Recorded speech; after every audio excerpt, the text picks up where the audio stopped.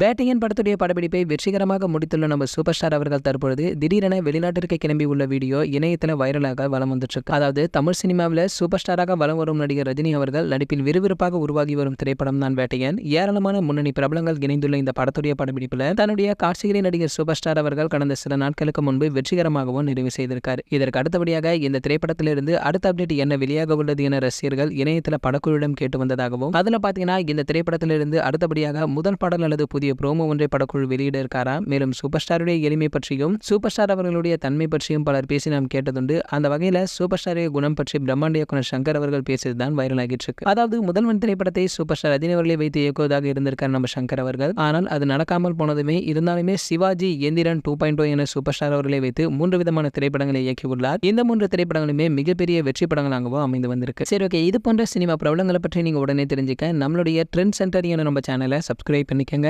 பக்கத்தில் உள்ள பெல் ஐகானை கிளிக் பண்ணிட்டீங்கன்னா நீங்க நம்ம வீடியோவை மிஸ் பண்ணாம பார்க்கலாம்.